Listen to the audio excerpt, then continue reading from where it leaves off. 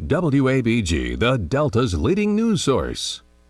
Thanks for joining us here on the ABC 6 News webcast. I'm Tanya Carter on this Wednesday, February 13, 2013. Well, topping our news, Coahoma County authorities search for leads after brazen strong-arm robbery. The crime happening Tuesday night at 6:30 on Highway 1 South. Sheriff Charles Jones says a woman arrived at her home and exited her vehicle when she was approached by two black males demanding money. When the woman told them she didn't have any, they began assaulting her, with one of them taking $10 out of her pocket. The suspects fled in a vehicle. No tag information, make or model is known at this time. However, if you have any information about this heinous crime, you are urged to call the Coahoma County Sheriff's Office at 662-624-3085 or Crime Stoppers at 1-800-222-TIPS. Remember, they only need your information and not your name. The last of three Greenville police officers charged in the civil rights case is set to plead guilty. Samuel McVeigh is scheduled to have a change of plea hearing in Oxford on March 27th before U.S. District Judge Michael Mills. As we first reported, McVeigh's attorneys have been in negotiations with federal prosecutors on federal civil rights charges. McVeigh and two other officers knocked down, injured, and removed $1,300 from a man's wallet on May 3rd of last year. Fellow former officers Cedric Sorrell and Brian Kennedy already pleading guilty in the case. A pre-sentence interview will take place immediately following the plea proceedings. Meanwhile, two are behind bars on charges of burglary. Bolivar County officials arresting William Boyd and Sherry Brown, both of Boyle. The duo was arrested for entering a location on Highway 61 in Shaw. Authorities say Boyd and Brown are charged with burglary of an unoccupied dwelling.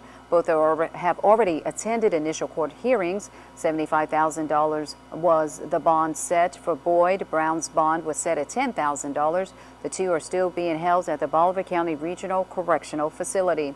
Well, on a much lighter note and some good economic news to report, Bings County Market reopens its doors in Greenville. American flags hang proudly outside of Bings County Market. Last year, an unknown burglar set a fire destroying the Highway 1 North store. Store manager Art Russ says total damages from the fire was close to $1 million. But after 6 months, the Greenville store welcoming back customers with a new storefront, offices, floors, ceilings, and produce cases and checkout lines.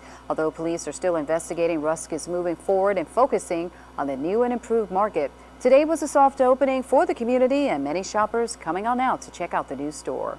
I truly am happy that I've had this outcome. I know that everywhere I went, people asked me when I was going to open, but I never realized that I would have this kind of turnout. And I'm grateful for the old customers that's here and some new customers that decided to come shop with me today.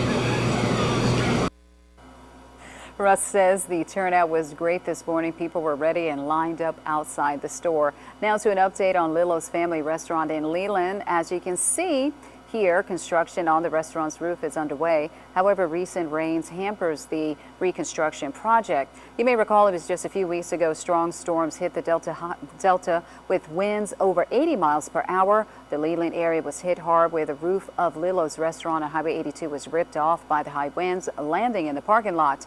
In a statement on Facebook today, the owners posted the contractors began working on our roof Saturday and will continue to work on it every day.